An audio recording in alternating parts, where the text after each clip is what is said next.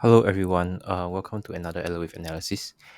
Right. So I just want to provide an update to the S&P 500. Right. So yesterday, what I did is that um, I mentioned that there is this three wave up that I noticed. But I mentioned that this is a bit too small relative to wave one and three. Right. So yeah, too small compared to wave one and three, right? And I mentioned that there could be another three wave up, and I suggested shorting it, three shorting points, right? With the three red arrows. Right. One is a reversion trade, one is a breakdown trade, and the other one is also a breakdown trade. So these 3 points, right?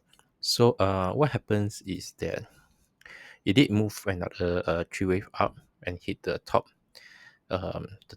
trend line, right?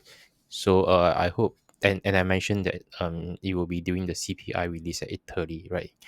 And this was actually what happened, right? So CPI release here, it shot up, right? Hit the trend line, and then I hope you are in this shot, right?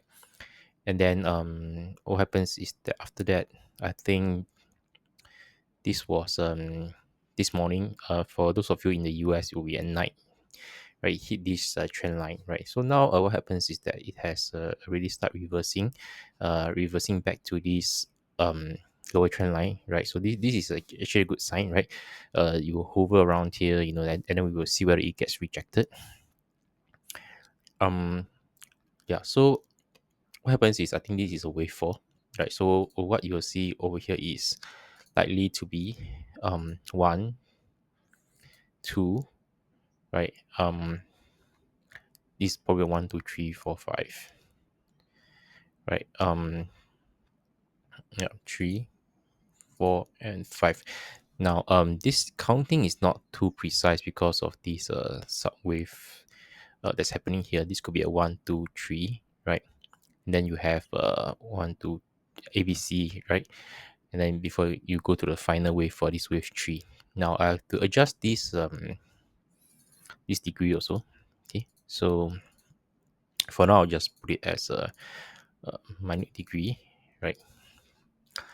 Right. So yeah, this is likely a wave four, and how is it? Is it could be something like this. Mm, yeah, it could be something like this, right? And we're likely going to the wave five, right? To this resistance point, right? Um, what this means is that you might not want to do a short over here, right? You might want to wait for a rebound before you short it, right? So let's study the Fibonacci and see whether there's any relationship over here.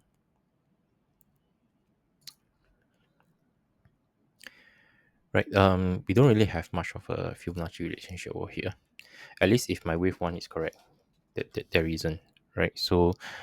Um, so it might be good to observe how it moves when it reaches this point, because this is still a multiple um support zone, right? So even like over here, you still have another support zone, right? So this is quite a strong support zone. So we need to see how it moves when it reaches here, right? So it's 5986. On a very small degree, this may be significant, but on a larger degree, when you zoom out, it may be insignificant, because our target is really here, 5742, right? So I think what I'll do is I'll likely short over here, right? And then when we just here, I'll just hold on to that position, meaning I will not add additional position here, right? Um, yeah, so another way of counting this is at one, two, then this is a three, right? So where is this three actually? It's at one, two, three, four, five, right? So this is a three, four, and five. Now, if that is the case, then obviously we need to do some changes, right? So now I'm presenting a different way to count this, right? Which will favor a breakthrough, right? This way of counting will favor a breakthrough.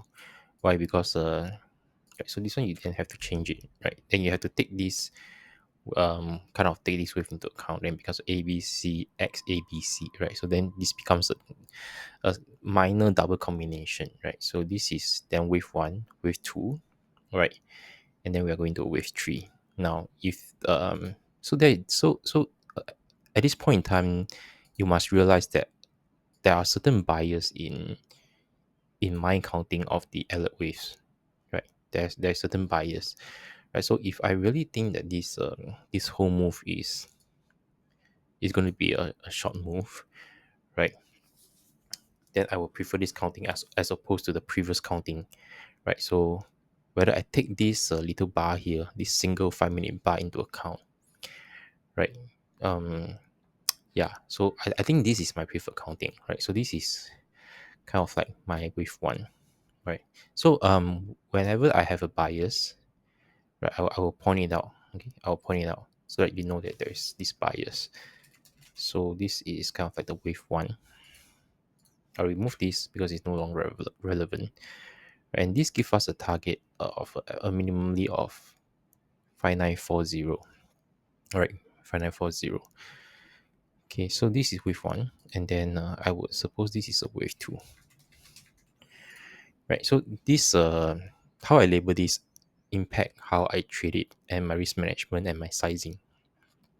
Okay, a short position here means that I can actually do a stop loss here just above this high, right? And then I would say that if I have to be more conservative, there is this support here, right? But my Fibonacci is saying 5940, so the difference of about 18 points, right? 18 points. So personally, I will risk that. I will risk that this, like, I don't take the profit, or maybe I will reduce my profit here, and then I'll finally complete this close out this whole trade over here. Okay, so these are different trading strategy, and usually I will see how it goes, right, before I actually do anything. But I may not be able to post, so you have to use your own discretion, right? So that's it for the S&P 500, right? So this is my bias count, okay? And good luck in your trading. Thank you.